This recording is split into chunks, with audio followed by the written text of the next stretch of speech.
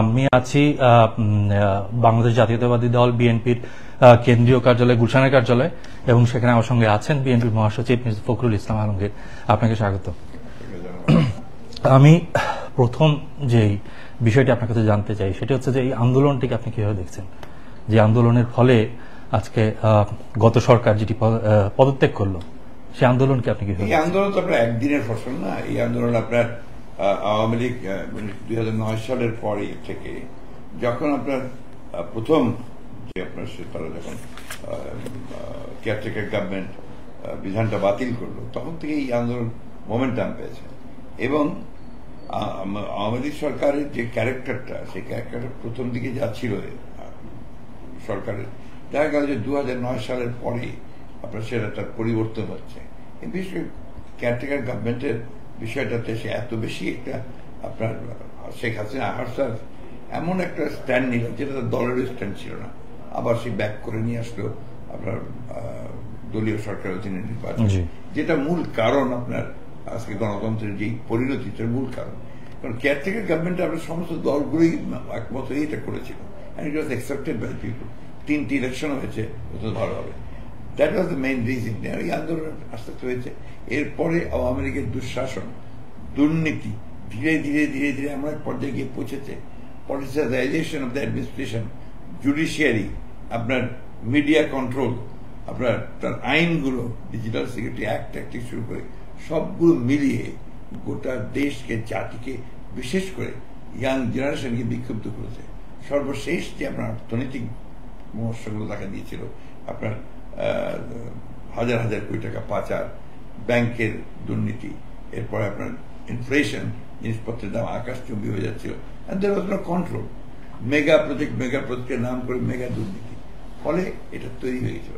সর্বশেষ ছাত্ররা যেটা তাদের কোটা আন্দোলন নিয়ে শুরু করেছিল, বৈষম্য বিরোধী আন্দোলন দিয়ে শুরু করেছে, এটাকে আওয়ামী লীগ এত মিসহ্যান্ডেল করেছে। তাদের অহংকার এবং প্রতিশোধের চিন্তাগুলো থেকে তার ছাত্রদেরকে একেবারে প্রথমেই অস্বীকার করতে গিয়েছে। যখন বাংলাদেশের নিয়মই হচ্ছে ছাত্রদের উপরে যখন আপনি গুলি করবেন, তখন কিন্তু ইট টেকস এ ডিফারেন্ট শেপ। আপনি খেয়াল করে দেখেন এই আন্দোলনে প্রথম দিকে এটা শুধু ঢাকা বিশ্ববিদ্যালয়ে কেন্দ্রীভূত ছিল। এরপরে গভর্নমেন্টের একটা ভুল হ্যান্ডলিংয়ের কারণে এটা সারা দেশে ছড়িয়ে পড়েছে। এরপরে আপনার সমস্ত ছাত্ররা যুক্ত হয়েছে তার সঙ্গে, সমস্ত রাজনৈতিক দলগুলো সমর্থন দিয়েছে। ফলে হয়েছে কি আপনার দেন ইট বিকাম এ মুভমেন্ট, যে মুভমেন্টের গভর্নমেন্টকে সরাও আন্দোলনে চলে গেল। পরিষ্কার বললো যে এখন সরকারকে পদত্যাগ করতে হয়। সেটা আপনারা নিজেরাই দেখেছেন যে 5 তারিখে যে বিশাল একটা সত্যিকার বলতে গিয়ে একটা বিস্ফোরণ হয়েছে, মানুষের গণ অভ্যুত্থান করেছে। সেটাকে আমি সেভাবে দেখি যে আপনার এটা একটা অত্যন্ত আপনার জনপ্রিয় এবং জনগণের দীর্ঘকালের তাদের যে ক্ষোভ, তারই বহিঃপ্রকাশ। আচ্ছা, মানে একটা বিষয় আমরা দেখেছি যে যখন 5 তারিখে সাবেক প্রধানমন্ত্রী শেখ হাসিনা পদত্যাগ করলেন, তারপরে হচ্ছে তার পরদিনই আমরা যেটি দেখেছি যে বিএনপি বিজয় মিছিল করেছে, তাদের একটা অবস্থান দেখেছি আমি পল্টন অফিসের সামনে। এবং তারপর থেকে কি আসলে বিএনপি একটু পিছনে আসলো? মানে বিষয়টি ছিল যে এরকম যে 90 দিনের মধ্যেই ইন্টারিম সরকার যেটি গঠন হবে, তাদেরকে নির্বাচন দিতে হবে, তারপরে আপনারা যেটি বলছিলেন যে যত শীঘ্র সম্ভব সেটি দিতে হবে। তাহলে এই জিনিসটা আপনার বুঝতে পারছি আমি। আপনার সবচেয়ে বড় জিনিস যেটা আর কি, যে বিএনপি যেহেতু দীর্ঘদিন ধরে লড়াই করছে, সংগ্রাম করছে, বিএনপির প্রায় 800 মতো নেতা কর্মী, ইনক্লুডিং আপনার পার্লামেন্ট মেম্বার্স, তারা ডিসঅ্যাপিয়ার্ড, নিখোঁজ হয়ে গিয়েছিল। বিএনপির প্রায় 2000 নেতা কর্মীকে গুলি করে হত্যা করা হয়েছে কাস্টডিতে। বিএনপির 60 লক্ষ মানুষের বিরুদ্ধে মিথ্যা মামলা, এবং এই মামলাতে বেগম খালেদা জিয়া থেকে শুরু করে আমরা কেউ বাকি নাই। বেগম খালেদা জিয়া 6 বছরের জন্য মিথ্যা মামলায় সাজা দিয়ে আটক করে রাখা, তারেক রহমান সাহেবকে দেশের বাইরে অ্যাক্টিং চেয়ারম্যান, দেশের বাইরে নির্বাসিত হওয়া, এই যে একটা ভয়াবহ একটা রাজনৈতিক দলের অত্যাচার, নির্যাতন, এটা বহিঃপ্রকাশ যখন হাসিনা পালিয়ে গেলেন, এটা বহিঃপ্রকাশ থেকে হবে, বিজয় মিছিল তো হবেই, এটাই স্বাভাবিক। এবং সেই বিজয় মিছিলটা সম্পূর্ণভাবে আজকের যে আপনার ছাত্ররা যে আন্দোলন করেছে তাদের সঙ্গে সংহতি প্রকাশ করে বিজয়। ওই বিজয়ের মিছিলে 5 তারিখে আপনি দেখেছেন নিশ্চয়ই, যেহেতু আপনি সাংবাদিকতা করছেন, এমন কোন পরিবার নেই যে সব পরিবারে ছেলে মেয়ে বাচ্চাকে নিয়ে অংশগ্রহণ করেন। ঘাড়ের মধ্যে আপনার শিশু বাচ্চাকে নিয়েছে, আপনার মা নিয়েছে, ছোট ছেলে হাত ধরেছে, সব বেড়ে গেছে। আমি যখন কোনোদিন যাকে রাস্তায় দেখিনি, আমি দেখলাম সমস্ত পরিবারগুলো বেরিয়ে এসছে, giving total support to the student movement as well as the মানে হাসিনাকে বিদায়ের যে আন্দোলন সেটা। অন্তর্বর্তী যে সরকারটি গঠন হয়েছে, এই অন্তর্বর্তী সরকার নিয়ে আপনার রিয়েকশন কি? আমরা বলেছি যে অন্তর্বর্তী সরকার যেটা গঠন হয়েছে, এটা আমরা মনে করি যে মোটামুটি ভাবে আপনার এটা গ্রহণযোগ্য। এখানে যারা আছেন, বিশেষ করে প্রফেসর ইউনূসের নেতৃত্বে যে গঠন হয়েছে, আমরা মনে করি এখানে অত্যন্ত যোগ্য ব্যক্তিরা আছেন, লাইক সালেউদ্দিন আহমেদ, ওয়াহিদুদ্দিন মাহমুদ, আদিল রহমান খান, রেজওয়ানা, অত্যন্ত যোগ্য মানুষ। সুতরাং এরা আন্তরিক, এরা আপনার দেশপ্রেমিক, এরা অবশ্যই এই কাটিয়ে উঠতে পারবে। কাটিয়ে উঠে তারা বিপ্লবের পরে একটা সাময়িকভাবে একটা সমস্যা তৈরি হয়, সেই সমস্যাগুলোকে এরা হ্যান্ডেল করছে দ্রুত। এখন বিএনপি ঠিক এখন কি করছে? বিএনপি কাজ করছে, রাজনীতি করছে। বিএনপি এই সমর্থন করছে আপনার সরকারকে এবং তাকে আন্দোলন নির্বাচনের জন্য তারা যেন প্রস্তুতি নিতে পারে তার জন্য যৌক্তিক সময় দিচ্ছে। বিএনপি অন্যান্য দলগুলোর সঙ্গে কথা বলছে, রাজনীতি করছে বিএনপি। তো মানে আপনি কথা বলছিলেন যে জনাব তারেক রহমানের বিষয়ে, তিনি কবে দেশে আসবেন এই প্রশ্নটি অনেকেই করছেন। যখনই আইনগতভাবে তিনি আসতে পারবেন, তিনি চলে আসবেন, কেন আসতে পারবেন না? ওনার মামলাগুলোর বিষয়ে আইনগতভাবে আমরা চেষ্টা করেছি, আইনগতভাবে তার মামলা তো ফেক, মিথ্যা মামলা সমস্তগুলোই। সেখানে তাকে নিয়ে আপনাদের এত মাথা ব্যথা কেন আমি বুঝি না। He is a citizen of this country এবং তার বিরুদ্ধে যে মিথ্যা মামলা হয় সেটা কোর্ট ডিসাইড করবে, প্রত্যেকের সিদ্ধান্ত নিয়ে যাবে। এই যে আপনার একটা ধারণা, প্রিকনসিভ নোশন, কিছু ক্যাম্পেইন চালানো হয় যে তারেক রহমান সাহেব এই করছে, এই করছে, প্রমাণ তো কেউ করতে পারে না, এটা ঠিক না। ব্যাপার হচ্ছে যে রাজনীতিতে final decision maker is the people, জনগণ। সেটা একমাত্র নির্বাচনের মাধ্যমেই আসে। সেই নির্বাচনেই আমরা ফেয়ার চাই, সেই নির্বাচনটাই আমরা একটা নির্দলীয় সরকারের অধীনে সময় মতো চাই। যে নির্বাচনের বিষয়ে আসবো, তার আগে আমি একটু জিজ্ঞেস করতে চাই যে চেয়ারপারসন বেগম খালেদা জিয়া, তার শরীরের কি অবস্থা এখন? উনি অত্যন্ত অসুস্থ, এখনো she is not fit to fly. আর আমরা ইতিমধ্যে আমাদের যোগাযোগ করছি, উনি যেখানে যেতে চাচ্ছেন সেখানকার সঙ্গে যোগাযোগ হয়ে গেছে। আমরা তাকে কিভাবে নেব, এই 18 ঘন্টা 20 ঘন্টার ফ্লাইট তিনি নিতে পারবেন কিনা, অথবা অ্যাম্বুলেন্স, এগুলো আমরা চেষ্টা করছি। আচ্ছা, এটা কি খুব শিগগিরই হবে? কবে হতে পারে? যত দ্রুত সম্ভব, স্পেসিফিক ডেট বলতে পারবো না আপনাকে, এটা একটা যত দ্রুত সম্ভব। আচ্ছা, মানে একটু যদি মানে আমি রাজনৈতিক জায়গা থেকে একটু যদি আসি, যে আপনাদের জোটের কি অবস্থা এবং জামায়াত ইসলামীর সঙ্গে কি আপনাদের কোনো? আমাদের তো জোট নাই, কিন্তু মানে সাবেক আগের যে জোট ছিল ভেঙে গেছে। যুগপৎ আন্দোলন আমরা করছি এই সরকারের বিরুদ্ধে, আওয়ামী লীগ সরকারের বিরুদ্ধে আমরা করেছিলাম, সেটাই ছিল আমাদের যুগপৎ আন্দোলন। আমাদের সঙ্গে যারা ছিলেন তারা আছেন, তারা এখন কাজ করছেন তাদের মতো করে। যুগপৎ আন্দোলন যখন আমরা একসাথে ঘোষণা দিব এই পরে, এখন তো হাসিনার পতন হয়েছে, আমাদের প্রাথমিক বিজয় অর্জন হয়েছে। এখন বাকিটা আমরা নির্বাচনের সময় আসবে, যখন আমরা একটা থাকবো কি থাকবো না সেটা পরের ব্যাপার। একটা মানে ইন্টারেস্টিং প্রসঙ্গ, আমি জানি না এই প্রশ্ন আপনাকে করেছি কিনা, সেটি হচ্ছে যে আমরা সম্প্রতি দেখেছি যখন শেখ হাসিনা তিনি চলে গেলেন, তারপরে হচ্ছে তার যে ছেলে সজীব ওয়াজেদ জয়, তিনি বিভিন্ন জায়গায় বক্তব্য দিয়েছেন, বিভিন্ন পত্র পত্রিকায় করেছেন এবং সেখানে খুব ইন্টারেস্টিংলি তিনি বিএনপির কথাও বলেছেন এবং চেয়ারপারসন বেগম খালেদা জিয়া তিনি বক্তব্য দিয়েছেন, তিনি সেটাকে একরকমের পজিটিভ জায়গা থেকে উনি সেটা দেখতে চাইছেন। মানে প্রশ্নটা হলো, জানি না এটা মানে কতটা যৌক্তিক, মানে আপনার মানে কোনো ধরনের যোগাযোগের চেষ্টা সেখান থেকে বা কোনো রকমের কোনো মানে একটা জায়গা তৈরি করার কোনো চেষ্টা হয়েছে কিনা? বাংলাদেশের একটা মিডিয়ার একটা সমস্যা আছে, গুজব, এটাকে তারা খুব পছন্দ করে, যে লাভ মেকিং স্টোরিজ, সেটার মধ্যে কোনো গুরুত্ব আছে কিনা সেটা পরে দেখে, সত্যতা আছে কিনা। এটা হয় আপনার জার্নালিজম, এটা হয়। এবং জার্নালিজম মিথ্যা কথা না বললে ওটা জার্নালিজম হয় না।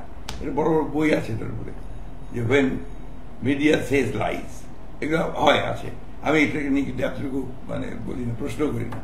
তারপর হচ্ছে যে ওয়াজেদ জয় সাহেব যেটা বলেছেন, আমি খুব খুশি হতাম। এই পুরোটার জন্য আমাদের 15 বছর আগে থেকে হতো, আরো আগে থেকে, যদি ওনারা এখানে গণতন্ত্রের ব্যাপারটাকে প্রাধান্য দিয়ে বিরোধী দলকে গুরুত্ব দিয়ে যদি ওনারা একটা গণতান্ত্রিক পরিবেশ সৃষ্টি করতে সাহায্য করতেন, ওনারা উল্টোটা করেছেন।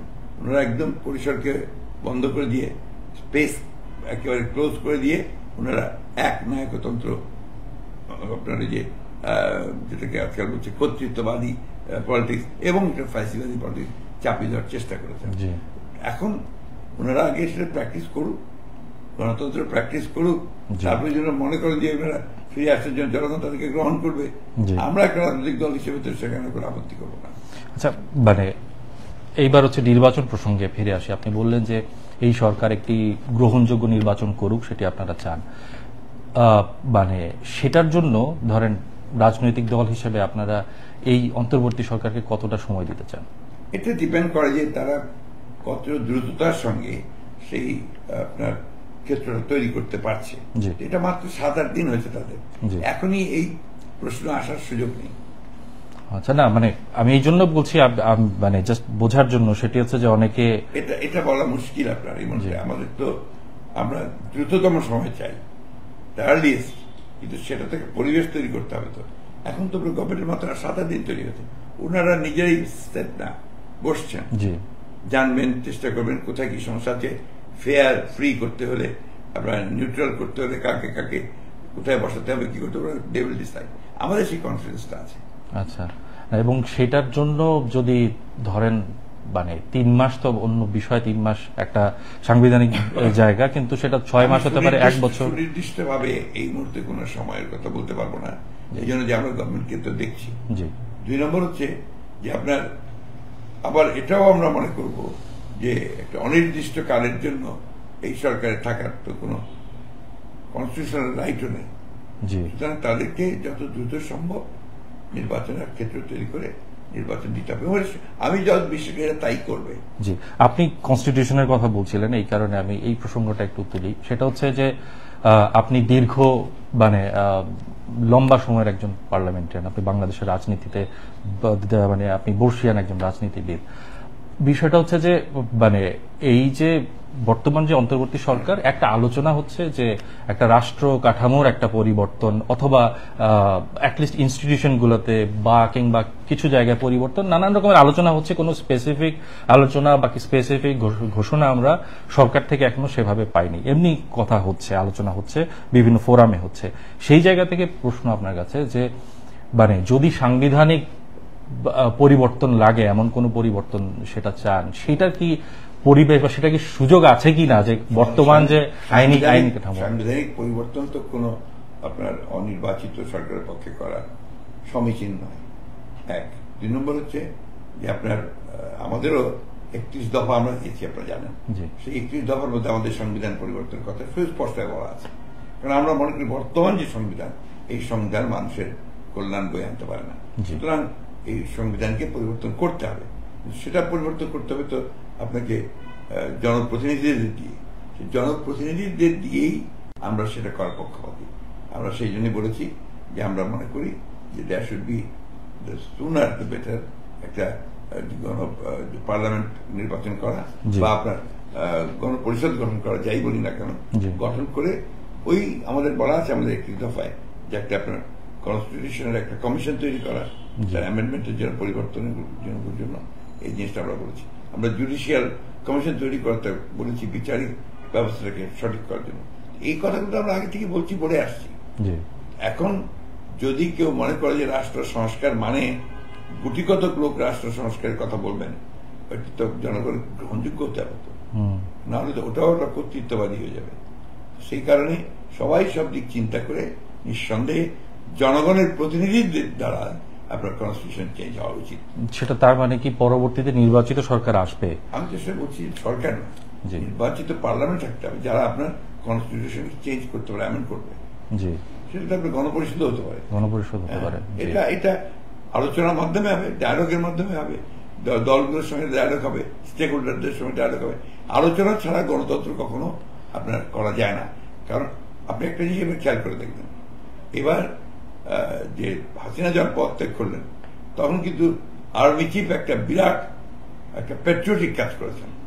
তিনি বেশিরভাগ রাজনৈতিক দলকে ডেকে নিয়ে গেছেন যে আসলে আমরা একসাথে আমরা রাষ্ট্রপতির কাছে যাই, গিয়ে আমরা কি করতে পারি। এটা আমি অ্যাপ্রিসিয়েট করি। আমি ফর দ্য ফার্স্ট টাইম আমি দেখলাম যে একজন প্রধান সেনাপ্রধান তিনি একটা জনগণের মানে পার্টিগুলোকে নিয়ে সেগুলোকে নিতে সবাই মিলে তিনি কাজটা করতে চাইলেন। আমি সেটাকে অ্যাপ্রিসিয়েট করি এবং সেখানে আমি একটা ভালো একটা দিক দেখতে পাই যে সেনাবাহিনীর যে ভূমিকা এটা অত্যন্ত আপনার দেশপ্রেমিক ভূমিকা এবং এই ভূমিকাটা জনগণের পক্ষে গেছে। জি, মানে এই যে সাংবিধানিক পরিবর্তনের যে বিষয়টা বলছেন, মানে আপনাদের জায়গা থেকে আপনারা কি এই যদি সেরকম প্রয়োজন হয় বা সেরকম আপনাদের সঙ্গে আলোচনায় বা রাজনৈতিক দলগুলোর সঙ্গে যে আলোচনার কথা আপনি বলছিলেন তার মাধ্যমে আপনারা কি প্রস্তাব দিতে চান যে যদি সাংবিধানিক কোনো সংস্কারের প্রয়োজন হয় বা আপনারা যে সংস্কারগুলো চাচ্ছেন সেটার জন্য আপনারা কি কনস্টিটিউয়েন্ট অ্যাসেম্বলি মানে গণপরিষদের কথা কি আপনারা বলবেন? এটা এখনই আমি বলতে পারবো না, আমার দলে তো সেই সিদ্ধান্ত এখনো হয়নি। তবে আমাদের দলে যে সিদ্ধান্ত হয়েছে যে আমরা অবশ্যই পরিবর্তন চাই এবং আমরা বর্তমান সংবিধানও আমরা অ্যামেন্ড করতে চাই, সেটা জনপ্রতিনিধিদের মাধ্যমে। সেটার একমাত্র পথ হচ্ছে যদি অ্যাসেম্বলি হয়। হ্যাঁ, একটা ইলেকশন হতে হবে। সেই ইলেকশনে সব যদি আপনার এমনি জাতীয় সংসদ নির্বাচন হয়, সেই নির্বাচনে শুধু সরকার না, সেই জাতীয় সংসদ নির্বাচনে এটাও আপনার একমত হতে পারে সবাই, বা 2/3 হলে হয় যে আমরা অ্যামেন্ডমেন্ট করবো, তাহলে হবে। আচ্ছা আচ্ছা, মানে সেটা গণপরিষদ হোক বা পরবর্তী সরকার, এটা জনপ্রতিনিধি নির্বাচনের মাধ্যমেই হতে হবে। সেটা আপনাদের অবস্থান আমাদের না, মানে এটা আপনার সংবিধানের অবস্থান, দেশের অবস্থান, সরকারের অবস্থান। জি হ্যাঁ, আসছি মানে যেটা আমার কলিগও বলছেন সেই প্রশ্নে আসছিলাম যে বাংলাদেশে এখন যেটি আমরা দেখছি যে এই যে শিক্ষার্থীদের যে এই আন্দোলন যেটি তারা শুরু করেছে কোটা সংস্কার আন্দোলন দিয়ে, তার পরবর্তীতে যেটি আসলে এই এক দফা আন্দোলনে গেল এবং সেইখান থেকে যেটি আমরা দেখলাম যে এই সরকারের পতন, সব সরকার সেখানে। জি, এই এক দফা আন্দোলন কিন্তু আমরা শেষের দিকে লাস্ট 2 ইয়ার্স আমরা শুরু করেছি এবং যে কারণে আমি জেলে গেছি বহুবার। এই এক দফা আন্দোলন আপনার মনে আছে যে আমরা 10ই ডিসেম্বরের যে একটা প্রমাণ ছিল, দ্যাট ওয়াজ ইন 1922, 22 সালে। এর মানে আগে 3 দিন আগে আমি অ্যারেস্ট হয়েছি। এরপরে আমরা 28 আগস্ট যে প্রমাণ করেছি, আমাদের সব সিনিয়র লিডার অ্যারেস্ট হয়ে গেছে। আমরা 3-4বার ওই এক দফা আন্দোলন করেছি। সুতরাং এই এক দফা আন্দোলন পরিণত হয়েছে যখন আপনার হাসিনা সব অস্বীকার করেছে, কিছুই দেবে না, জনগণ ওই আন্দোলন তো চলে এসছে এক দফা, সেভাবেই এটাকে এক দফার আন্দোলনে চলে গেছে। জি, মানে এই জায়গায় আসলে এই যে এখন যে শিক্ষার্থীদের তাদের জায়গা থেকে একটা আলোচনা হচ্ছে, যেটা আমরা শুনতে পাচ্ছি যে তারা একটি রাজনৈতিক দল বা এরকম কোন একটা প্ল্যাটফর্ম তারা করতে হয়তো চাইতে পারেন, যদিও আমরা সরাসরি আমাদেরকেই বলেন, আমরা গতকাল পত্রিকায় দেখেছি কোথাও কোথাও এটা নিয়ে নিউজ হয়েছে। তো বিষয়টা হচ্ছে যে মানে এই যে নতুনদের যদি এই এরকম দল হয়, এই বিষয়টা আপনারা কিভাবে দেখছেন? যে কোনো মানুষের বাংলাদেশে রাজনীতি করার অধিকার আছে, সংগঠন করার অধিকার আছে, নির্বাচন করার অধিকার আছে। এই নিয়ে আমাদের তো ওয়েলকামই জানাই, স্বাগত জানাই। কারণ এটা গণতন্ত্রের যে ব্যাপারটা, এটা মাল্টি পার্টি সিস্টেম, আপনার এটা তো শত ফুল ফুটতে দিতে হবে, সেখানে তো আমরা অবশ্যই স্বাগত জানাবো। তো সেই মানে এইখানে আমরা তাদের যে সমর্থন দেখেছি বা তাদের এই আন্দোলনের মধ্য দিয়ে, বা যেটি আমরা দেখেছি যে পরবর্তীতে মানে যেই এটার যে ফসল এসেছে, তারা যেটি অনেকে তারা বলছেন যে তাদের একটা বড় সমর্থন আছে এবং সেই জায়গা থেকে সেটা কি যেটা আমাদের যে ট্রেডিশনাল আমাদের যে বড় দলগুলো আওয়ামী লীগ, বিএনপি, এখন মানে আওয়ামী লীগ যেহেতু পতন হয়েছেই, তো যেটি হচ্ছে যে মানে এই দলগুলো কি এক ধরনের চ্যালেঞ্জের মুখে পড়বে কিনা? দেখুন, আমরা রাজনৈতিক দল করি, আমরা আজকের দল করি না। আমরা আপনার আমাদের জন্ম হচ্ছে 79-এ, অনেক চড়াই উতরাই পার হয়ে হয়ে আমরা আজকে জায়গায় এসেছি। আর সমর্থন যদি আপনার কথা বলেন, নির্বাচন ছাড়া জাজ করা মুশকিল। রাস্তায়ও আমরা আপনার বহুবার প্রদর্শন করেছি এই রিসেন্টলি, ওটা নিয়ে আমি কোনো তর্কে যেতে চাই না। তারপর হচ্ছে ছাত্ররা যদি রাজনৈতিক দল করতে চায়, এটা তাদের অধিকার আছে, করতে পারে অবশ্যই। আমরা আমাদের দল করেছি, আমাদের বহু আগে থেকে আমাদের ঘোষণা দেওয়া আছে, আমরা 31 দফা দাবি রাষ্ট্র পরিবর্তন সংস্কারের আমরা দিয়েছি। ওটা নিয়ে আমরা আপনার আমাদের জায়গায় আমরা আছি। নির্বাচন যখন হবে আমরা নির্বাচন করব, তখন প্রয়োজন হয় জোটের সঙ্গে কারো জোট করব, যদি না হয় করব না। এটা তো পরের ব্যাপার। জি। আর সবসময় রাজনীতি করতে চাইলে তো সে অধিকার আছেই। আমি একটু বৈশ্বিক প্রসঙ্গে আসি এই জায়গায়, যে এই যে সার্বিক পরিস্থিতি, এই পরিস্থিতিতে ভারতের যে অবস্থান সেটিকে আপনি কিভাবে দেখছেন? ভারত খুব দুঃখজনকভাবে বাংলাদেশের মানুষের কাছে তার যে ভূমিকা সেটা আপনার প্রশ্নবিদ্ধ হয়েছে বেশ কিছুদিন থেকেই। দুটো ইলেকশনে হয়েছে, এরপরে আপনার রিসেন্টলিও হাসিনার সেখানে আপনার আশ্রয় নেওয়া, এবং তারপরে যে সমস্ত মিডিয়াতে বা তাদের নেতারা যেসব কথাবার্তা বলছেন, এটা বাংলাদেশের মানুষ গ্রহণ করছে না। কারণ বাংলাদেশের মানুষের পার্সটা ফিল করতে তারা সবসময় ব্যর্থ হয়েছেন। সবসময় বাংলাদেশের মানুষ তাদের বিরুদ্ধে না, কিন্তু সবসময় তারা বন্ধুত্ব চায়। এখনো আমরা এখনো বলছি, সবসময় বলছি যে we want their friendship. Friendship মানে তো এটা না যে আপনি প্রভুত্ব করবেন। ফ্রেন্ডশিপ মানে এটা না যে আপনি সারাক্ষণ আমাকে ডিক্টেট করবেন। এটাই দেশের মানুষ মেনে নেবে না, আমি নিচ্ছে না, তো আজ পর্যন্ত নেয়নি। তো ওই জায়গায় আমার কাছে মনে হচ্ছে যে ভারতের যে ডিপ্লোমেসি, সেই ডিপ্লোমেসিটা কিছুটা প্রশ্নবিদ্ধ হয়েছে বাংলাদেশের মানুষের কাছে। আমরা খুব পরিষ্কার করেই যেটা বলতে চাইছে যে ভারতের বন্ধুত্বটা তারা বাংলাদেশের মানুষের সঙ্গে করুক, not any particular party. Bharat যেটা করেছে কিছুদিন আগে পর্যন্ত আওয়ামী লীগের সঙ্গে বন্ধুত্ব করেছে, আওয়ামী লীগের নেতা শেখ হাসিনার পরিবারের সঙ্গে বন্ধুত্ব করেছে। কিন্তু বাংলাদেশ তো একটা বিশাল দেশ, তো সেখানে প্রায় মানুষ তো বহু, বাংলাদেশের মানুষের সঙ্গে তাদের গভীর সম্পর্ক রাখা উচিত ছিল, আমি ব্যক্তিগত মনে করি। জি, আর কি মানে এই যে মানে আপনি গুজব বলতে পারেন, নানান রকমের কথা বলতে, মানে অনেকেই বলছেন মার্কিন যুক্তরাষ্ট্রের কোনো মানে সম্পর্ক যে কোনো ঠিক হয়নি, এটা হাসিনা বলছে, জি, আর তো কেউ বলছে না, জি, আর তো কেউ বলছে না। হাসিনার এই কথাটার একটা ধারাবাহিকতা আছে, যখনই তার কোনো ক্ষতি হয়, বড় পরিবর্তন হয়ে যায়, তখন সে একটা করে দোষ চাপায়। একবার গত ইলেকশনে আপনাদের মনে থাকার কথা, 91-এ যখন সে হারলো, তখন সে বললো যে আমি আমেরিকার কথা শুনিনি, সেজন্য আমাকে হারিয়ে দেওয়া হয়েছে।